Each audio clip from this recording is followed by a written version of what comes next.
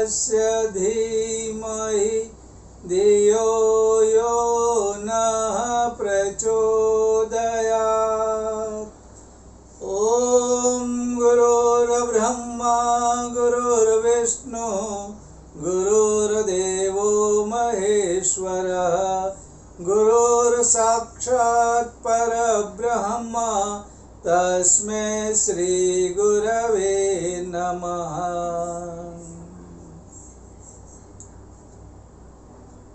बुरे लोग जितने होते हैं वे ईमानदारी से बुराई का फैलावा करते हैं। परम पूज्य गुरुदेव कहते थे उनका सामंजस्य है, बुरा आदमी और बुराई ये साथ साथ चलते हैं, इनमें कोई अलगाव नहीं। बुरा आदमी जहां जाएगा बुराई को फैलाएगा। एक बुरा आदमी जहां जाता है वह बुराई का इतना प्रचार करता है कि वहां पे एक ग्रुप बन जाता है, एक गैंग बन जाती है। कारण एक ही है, बुरा आदमी और बुराई में सामंजस्य है, एकता है। करनी और कथनी एक है, वो बुरा है वो बुरा ही करेगा, कोई चांस नहीं कि वो कुछ और करेगा। बुरा आदमी बुराई करेगा और इसलिए लोग क्या करते हैं, लोग देखते हैं सामंजस्य है और उसका प्रभाव उन पर पड़ता है। अब क्या होता है, धर्म का जो प्रचार करते हैं वे उतना काम नहीं कर सकते जितना बुरा आदमी। एक शराबी जाएगा, कुछ दिनों में वहां के शराबी का ग्रुप बन जाएगा। एक गुटखा खाने वाला जाएगा, मुंह में गुटखा डालेगा, कुछ दिनों के बाद एक ग्रुप बन जाएगा। ये बहुत आसान है।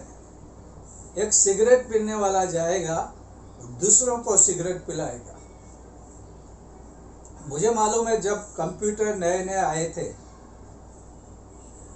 तो शुरू में कंप्यूटर आए तो बहुत कम आए थे, लेकिन जो कंप्यूटर चला रहे थे वो स्मोकिंग करते थे और कॉफ़ी पीते थे, कॉफ़ी भी स्ट्रॉन्ग।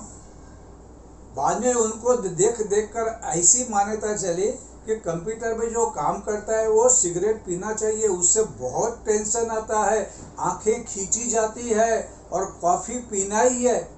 फिर तो क्या हो गया, वो जो ग्रुप बड़ा होते गया सभी लोग स्ट्रॉन्ग कॉफ़ी और सिगरेट, इवन लड़कियां भी सिगरेट पीना शुरू किया। क्यों? अरे कंप्यूटर पे काम कर रहे हैं बाबा, कंप्यूटर पे कर रहे हैं, बहुत मेहनत बहुत दिमाग लगाना पड़ता है। वो मान्यता थी, हकीकत में कुछ भी नहीं था ऐसा, क्योंकि कुछ ने पिया और शुरू हो गया और एक ग्रुप बनते गया। अभी तो सभी लोग कंप्यूटर चला रहे। क्या सभी लोग सिगरेट पी रहे? नहीं पी रहे। क्या सभी लोग कॉफ़ी पी रहे? नहीं पी रहे हैं, क्योंकि वो एक मान्यता लोगों ने देखा, वो कह रहे और कर रहे हैं तो हम भी कर रहे हैं। कथनी और करनी एक हो तो उसका प्रभाव पड़ता है। दूसरी बात बुराई की ये होती है कि कोई भी चीज पतन के मार्ग पे आराम से जाती है, सहजता से जाती है।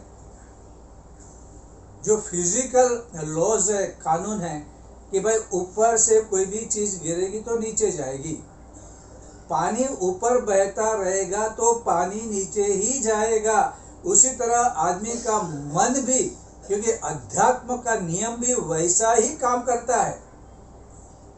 तो क्या होता है कि आदमी का मन का पतन, विचारों का पतन, चरित्र का पतन आसानी से होता है।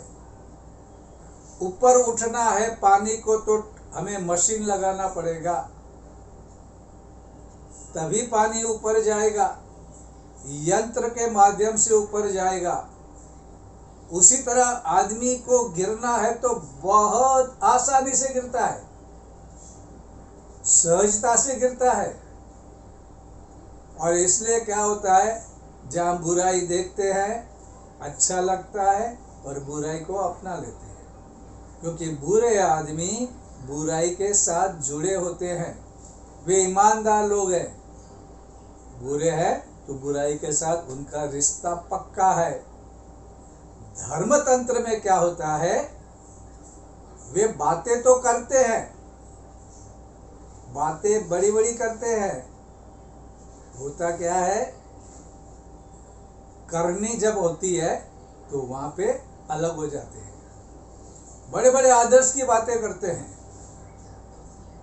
टेम्परवारी लोगों को भी लगता है अरे यार क्या बात है, ये तो बहुत ही अच्छा है, लेकिन क्योंकि धीरे धीरे ऐसा मालूम पड़ता है कहने वाला ऐसा कुछ भी नहीं करता है, तो सिर्फ कहने के लिए करता। एक बार क्या हुआ था, ये धर्म तंत्र की बातें करने वाले लोगों ने लोगों को कहा कि आप संयम से रहो, आप ब्रह्मचर्य का पालन करो, आप ये करो वो करो। और क्या हो गया, लोगों ने सुना और उन्होंने संकल्प ले लिया कि हम एक ही समय खाएंगे, हम लोग ब्रह्मचर्य का पालन करेंगे, हम ये करेंगे वो करेंगे। और बाद में उन्होंने देखा कि जो ये बातें कर रहे थे, इन्होंने आपस में मिलके बातें की, अपना टारगेट था 300 लोगों को कन्विंस करना, लेकिन 400 लोगों ने संकल्प पत्र भर दिए। बहुत ही अच्छा हुआ, बहुत ही बढ़िया हुआ, अपना काम हो गया। और बाद में वो जाकर एक बड़ी होटल में एसी में बैठकर खाना पीना, कोई पिज़्ज़ा खा रहा है, कोई चाइनीज सूप पी रहा है, कोई क्या खा रहा है पता नहीं, संयम की बात तो उनके पास थी ही नहीं। अब ऐसे जो है दो रंगी लोग, कहते एक है करते दूसरे है, तो उनका प्रभाव नहीं पड़ेगा, कभी भी नहीं पड़ेगा। कितना करोगे दिखावा। तो टेम्परवारी कुछ लोग होते हैं, बदलने के दिखावा करते हैं, फिर वो अपनी जगह पे आ जाते हैं। से परम पूज्य गुरुदेव कहते हैं कि अगर आप धर्म तंत्र का कार्य कर रहे हैं तो सबसे पहले आपको वैसा ही बनना पड़ेगा, मेले में भी और अकेले में भी। आपका जीवन का व्यवहार ऐसा होना चाहिए, आपकी कथनी और करनी में फर्क नहीं होना चाहिए। अब जब दूसरे को कह रहे हैं कि यज्ञ का मतलब होता है कि आपको कुछ देना है, आपको आहुति देनी है, तो सचमुच में जो कहने वाला है उसको भी तो आहुति देनी है, अपना त्याग करना है, अपना दान देना है। लेकिन वाक पटुता से लोगों से ले लेने का ही काम करना है, तो वो जो बातें हैं, वह धर्म की बातें, वो आदर्श, वो नहीं टिकने वाले, 100% नहीं टिकेंगे, क्योंकि कथनी और करनी में फर्क है। ऐसा कभी भी नहीं करना चाहिए। तो बुरे लोगों से भी हमको ये सीखना है कि बुरे लोग जितना अपनी बुराई से ईमानदारी दिखाते हैं, धर्म तंत्र का काम करने वाले वे भी दिखाए कि हम जो कह रहे हैं वो हमारे जीवन से जुड़ा है। आप हमें अकेले में देखो या मेले में देखो या महफिल में देखो, जहाँ भी देखो हम वही हैं, हम जो बोलते हैं वो करते हैं। आप देखोगे कि लोगों का जीवन बदलना शुरू हो जाएगा, वह भी हमेशा के लिए, परमानेंट, कुछ समय के लिए नहीं। लेकिन ऐसे लोग कितने मिलते हैं, कितने मिलते हैं, ये बड़ी बात है। इसलिए तो कभी कुछ ग्रुप बनता है, कुछ बनते हैं, फिर बिगड़ते हैं, फिर टूटेंगे, फिर कलह होगा, क्योंकि जो बोल रहे हैं वैसा उनके जीवन में ही नहीं है। क्या फायदा होगा? ये पल दो पल का मिलना, बातें करना और फिर जीवन में ना होना। इसलिए हम जो भी कोई काम करते हैं धर्म का, किसी मिशन से जुड़े हुए हैं, किसी विचारधारा से जुड़े हुए हैं, किसी आदर्शों के साथ जुड़े हुए हैं, तो वो हमारे जीवन का अंग बनना चाहिए, हमारे जीवन का रंग बनना चाहिए, तभी कुछ चंगा होगा, नहीं तो नहीं होता है। ऐसा थोड़ी है कि भाई आपने किया लोगों को, जैसे हम लोग पिछली बार कहते हैं, आप कुछ लोगों को मूर्ख बना सकते हैं, सभी लोगों को कुछ समय के लिए बना सकते, लेकिन सभी को सभी समय के लिए मूर्ख नहीं बना सकते। इसलिए इसमें सावधानी रखनी चाहिए, और इसलिए हम लोगों को ऐसे लोगों के साथ रहना चाहिए जिनके अच्छे विचार हो। कभी कभी क्या होता है कि एक ही विचारधारा है, एक ही आदर्श है, और सभी लोग उसे धारण करते हैं, लेकिन वो विचार हर एक व्यक्ति में अलग रूप ले लेता है, वह आदर्श व्यक्ति में अलग रूप लेता है। एक ही गुरु, एक ही विचार, एक ही आदर्श, फिर भी उन आदर्शों में, विचारों में फर्क होता है, थोड़ा बहुत हल्का हल्का। आप सोचिए, कोई कार्यक्रम है, बाहर लोगों ने जूते उतारे हैं, अगर बाहर जाकर आप जूते पहनेंगे तो वह जूता आपको फिट नहीं होगा। फॉर एग्जाम्पल, आपका जूता 8 नंबर या 9 नंबर का है, आपका जूता भी 9 नंबर का है, और बाहर जो जूते पड़े हैं उसमें से 3 या 4 जोड़ी 9 नंबर की है। आप सब जूते ट्राई करना, वो आपके पैर में फिट नहीं बैठेंगे, कम से कम कंफर्टेबल नहीं रहेंगे। ऐसा क्यों हुआ? एक ही नंबर, एक ही कंपनी ले लो, फिर भी क्यों फर्क? फर्क इसलिए जो पहनता है उसके पैर के हिसाब से जूते का आकार बदलने लगता है। उसका अंगूठा अलग है, उसकी उंगलियां अलग है, उसका पैर अलग है, उसका साइज पूरा का पूरा अलग हो सकता है, दूसरे आदमी का अलग होगा, फिर आपको नहीं जमेगा, तीसरे का, और आपका पैर वापस अलग है। हल्का सा फर्क है, लेकिन वो फर्क होता है। अंगूठा, उंगलियां और पैर का मेजरमेंट सब अलग होता है, थोड़ा थोड़ा होता है, लेकिन होता है। इसलिए अगर जूता जूना हो जाता है, वही नंबर है, दूसरों को फिट नहीं होता। उसी तरह विचारधारा सभी लोग पकड़ते रहते हैं, लेकिन फिर विचारधारा में थोड़ा सा 19-20 जिसे हम कहते हैं, वो हो ही जाता है, और ये सहज ही है, और ये होना भी चाहिए। क्योंकि अगर कोई आदमी सोचता है, कोई आदमी क्रिएटिव है, तो उसमें ये होना जरूरी है, क्योंकि हर एक आदमी अलग अलग है। मुंडेर मुंडेर मतिर भीना, ये बात सच है। हर एक मुंडे में, हर एक दिमाग में जो मति है अलग है, हर एक के पैर अलग अलग माप के, मेजरमेंट के होते हैं। उसी तरह से ये विचारधारा भी जब कोई व्यक्ति धारण करता है अपने गुरु से, तो फिर वो विचारधारा भी व्यक्तित्व के अनुसार थोड़ी थोड़ी बदल जाती है। रामकृष्ण परमहंस के पास विवेकानंद ने जो विचार लिया, वैसा विचार कहीं लोगों ने लिया, लेकिन वो विचारधारा अलग अलग। परम पूज्य गुरुदेव से जो विचार जीवन ने विचार लिया, वो एक ही होते हुए भी सब लोगों का व्यक्तित्व, जीवन, कहने की रीत, ये सब अलग अलग होता है, और ये सहज है। लेकिन बात ये नहीं होनी चाहिए कि उस आदर्श के खिलाफ जाए। तरीका अलग हो सकता है, लेकिन होना ये लक्ष्य एक होना चाहिए कि परम पूज्य गुरुदेव के, अथवा हम जिस गुरु को मानते हैं, जिस संत को मानते हैं, जिस फिलोसोफर को मानते हैं, उसे के हिसाब से हम जीवन जी रहे, बात वही कर रहे हैं, बात दूसरी नहीं कर रहे। बात धर्म की या संयम की करने के बाद हम लोग असंयमी होके कुछ भी खाते पीते हैं तो वो गलत है। तो मित्रता की बात करने के बाद बहुत बड़ी शत्रुता निभा रहे हो उसी समय किसी ना किसी बहाने, तो वो गलत है। तो मीठी मीठी बातों के बारे में प्रवचन देने के बाद गाली गलौज करते हो, लोगों का अपमान करते हो, तो वो गलत है।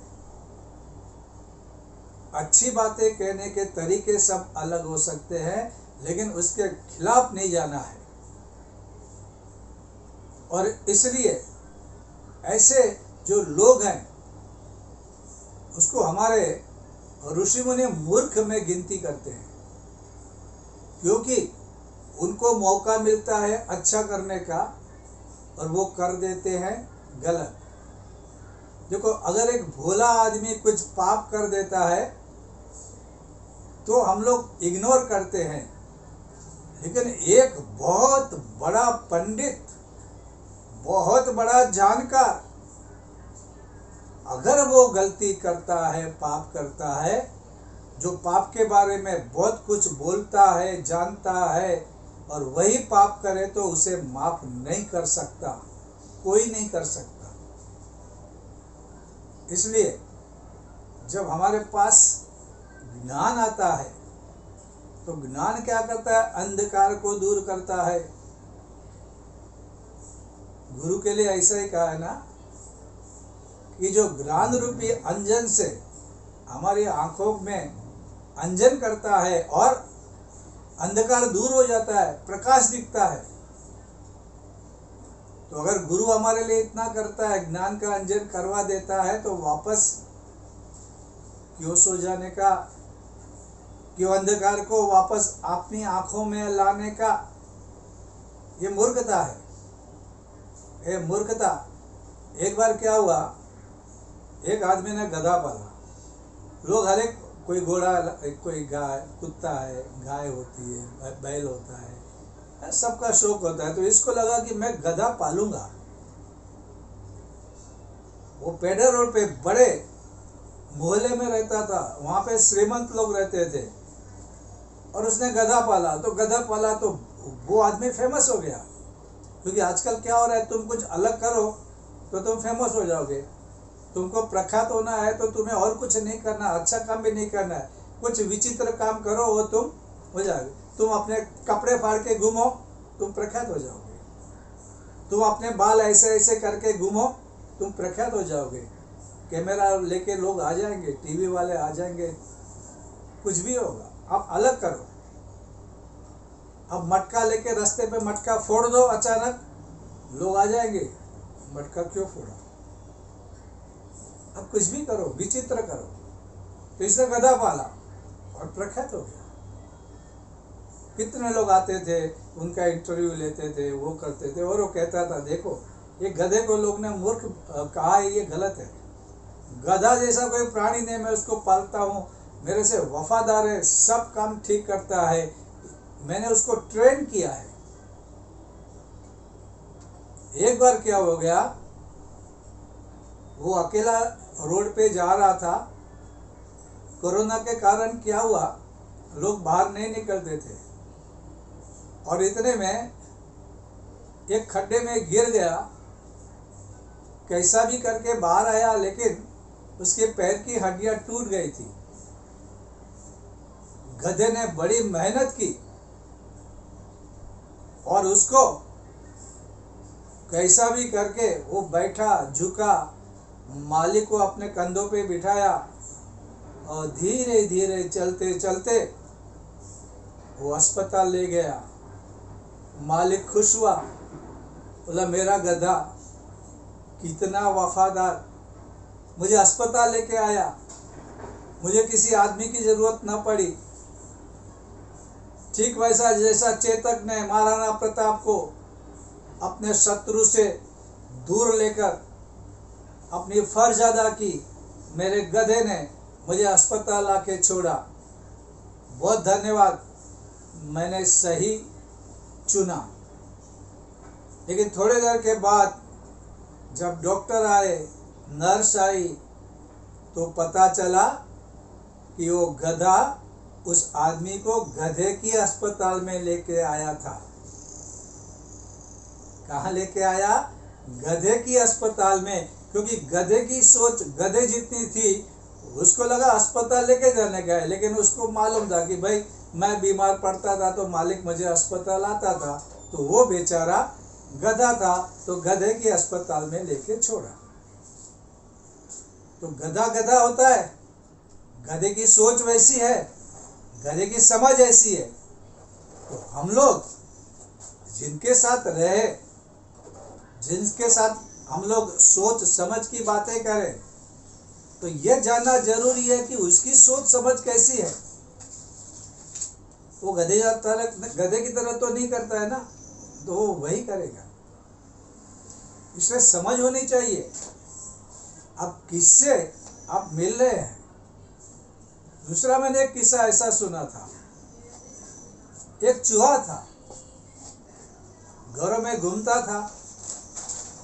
कोरोना काल में महंगाई के कारण उस घर में अनाज अभी कम होता था, कम मिलता था। इसको बहुत भटकना पड़ता था। एक बार क्या हुआ, वो भटक रहा था घर में, रात को उसको एक खटमल ने काटा।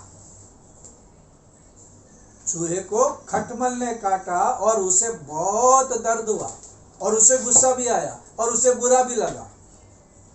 उसने बोला, एक तो खाने को नहीं मिलता है और ये काट रहा है, मैं इसको छोड़ूंगा नहीं, मैं बदला लूंगा। I will take revenge. फिर उसने दिमाग लगाया, मैं क्या करूं, कैसे करूं। तो उसने बोला, एक से भले दो, दो हो तो अच्छा है। फिर मुझसे बलवान कौन है? तो बोले, बिल्ली। बिल्ली तो मुझे भी खाती है, तो बिल्ली में ताकत है, बिल्ली में शक्ति है, मैं बिल्ली से दोस्ती करता हूं और बिल्ली और मैं, हम साथ हो जाएंगे और हम दोनों उस खटमल को मारेंगे, वो हमसे जीत ही नहीं पाएगा। और ये मूर्ख चूहा बिल्ली के पास गया, कहा, दोस्ती के लिए मैं आया हूं। अब सोचो, बिल्ली के पास चूहा जाएगा तो बिल्ली मौका छोड़ेगी? सामने से शिकार आया है, बिल्ली ने झपट कर चूहे को पकड़ा और निगल गई, खा गई। तो चूहे को अगर दोस्ती करनी थी तो बिल्ली से नहीं करनी चाहिए जो उसे निगल जाए और उसका काम भी ना हो। जब हमें कोई अच्छा कार्य करना है तो फिर भी हमें प्यार सभी से करना है, नफरत किसी से नहीं करनी है। लेकिन जब दोस्ती करें तो उस आदमी के बारे में थोड़ा बहुत तो जानना ही चाहिए। आंख बंद करके किसी पे भरोसा नहीं कर सकते। देखो, वो क्या जप करता है, वो परोपकार की बातें करता है, वो शाम को क्या पीता है, शरबत पीता है और कुछ पीता है। क्योंकि बातें करने वाले तो बहुत से लोग हैं, बड़ी बड़ी बातें बहुत करते हैं। इसलिए यहाँ पे परम पूज्य गुरुदेव को मानने वाले इतने सारे लोग हैं जो सवेरे उठकर उनका जीवन अनीति से न कमाते हैं, न अनीति का पैसा वे लेते हैं, संयमित भोजन करते हैं, घर में सेवा करते हैं, बाहर के लोगों की सेवा करते हैं, गुरु के एक एक वचन को सुनते हैं, समझते हैं, जीवन में उतारते हैं और उनके बदन में एक ताजगी, चेहरे पर एक चमक रहती है। ऐसे आपको नहीं पता, ऐसे इतने सारे लोग हैं कि आपको अंदाजा नहीं। हम लोग जो जाते हैं, हमारा जो ग्रुप होता है, हम मीटिंगें भरते हैं, हम कैमरा में हमारे तस्वीरें निकालते हैं, हम किसी की वाहवाही कहते हैं, तालियां बजाते हैं। ऐसे लोग तो हैं, ऐसे लोग गुरुदेव का काम भी कर रहे हैं। ऐसा नहीं वे काम नहीं कर रहे, वे काम कर रहे हैं। लेकिन ऐसे लोग भी उनसे ज़्यादा संख्या में है जो चुपचाप अपने वर्तन के द्वारा, अपने व्यवहार के द्वारा परम पूज्य गुरुदेव के विचार फैला रहे हैं। तो ऐसे लोगों से, ये ऐसे लोग आपको कहीं पे मिलेंगे, गुजरात के किसी गांव में, कच्छ के किसी रण प्रदेश के एक छोटे से एरिया में, सातपुड़ा ये जो पर्वतमाला है जहाँ आदिवासी लोग हैं, वहाँ पे भी आपको कोई अचानक गुरुदेव को जानने वाला, मानने वाला आदमी मिल जाएगा। अगर आप उनसे कुछ सीखेंगे तो मैं आपको वादा करता हूँ आपका जीवन धन्य हो जाएगा, क्योंकि वे जी रहे हैं वैसा, वो गुरुदेव को जी रहे हैं। उनका व्यवहार, उनको और कुछ, उनको ज़्यादा बोलने भी नहीं आता होगा शायद, और कभी कभी उनकी बातें ऐसी होती है जो दिल को छू जाती है, दिल को चुभ जाती है। ऐसे लोग भी हैं, तो इसे हमें जीवन में उतारना चाहिए और इसमें कोई दिक्कत नहीं। तो ये बहुत ही आसान तरीका है और हम वैसा जीना शुरू करें, कथनी और करनी एक रखें, सचमुच में हम जो करना चाहते हैं वो होगा। आज के लिए बस इतना।